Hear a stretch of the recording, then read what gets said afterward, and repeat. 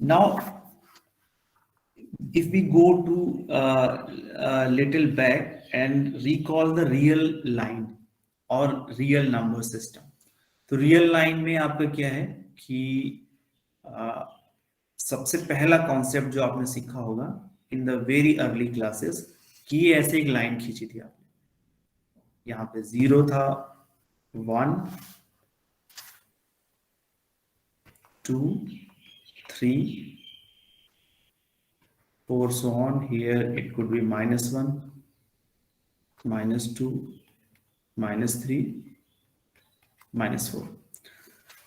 That was the very first idea about the number system or real line. इससे पहले आपने counting सीखी होगी from the very preparatory education, and उसके बाद थोड़ा सा enhancement आया कि हमने बोला कि नहीं, नंबर ही काफी नहीं है, डेसिमल नंबर्स भी हैं, and these decimal numbers are basically, एक लाइन हम ड्रॉ करें तो इस तरीके का डायग्राम में बन जाता है. राइट हैंड साइड पे will move toward positive values and left hand side पे will move towards negative values. आप थोड़ा और आगे तो manually understanding this concept and writing on a page और paper, it's easy to understand, easy to explain, and easy to use. इसका मतलब क्या है? इसका मतलब क्या है कि 0 और 1 के बीच में बहुत सारे नंबर होंगे, और एक आप कितना भी दो क्लोज नंबर लो, there are going to be infinitely many real which includes rational as well as irrational numbers. जैसे ये एक बहुत फाइन और प्रिसाइज सा इंटरवल लूं, इनके बीच में भी इनफाइनाइटली मेनी नंबर्स होंगे. That many of them will be rational number, many of them will be irrational numbers. ये मैनुअली इस चीज को देखना, समझना, सीखना, इट्स इजी. अब यही नंबर लाइन अगर हमें कंप्यूटर में फीड करनी कि we wanted to machine let it realize what is the number line, ये जो नंबर सिस्टम है इसको अगर हमें कंप्यूटर को सिखाना हो कि नाउ आप भी इस फैक्ट को समझो कि ये नंबर लाइन है 0 1 2 3 and between any two number there are going to be infinitely many numbers. यहां तक तो बात ठीक है, कंप्यूटर विल अंडरस्टैंड कि ये नंबर लाइन है and things are fine. But the moment you will try to tell it between any two precisely closed number there are going to be infinitely many numbers, then computer को दिक्कत होगी. क्या दिक्कत होगी?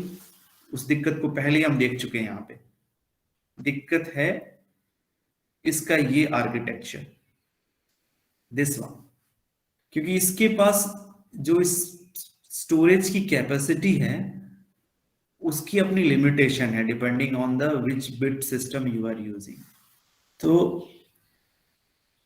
मोटे तौर पे ये नंबर लाइन तो कंप्यूटर पे बन सकती है, बट जो हमारा थियोरेटिकल कॉन्सेप्ट है कि हर एक नंबर के बीच में इनफाइनाइटली मेनी नंबर है, ये चीज कंप्यूटर को एक्सप्लेन नहीं किया जा सकता है, बिकॉज उसको तो एक्सप्लेन करने के लिए वो हर एक नंबर को स्टोर करेगा अपने मेमोरी में, विच इज नॉट पॉसिबल.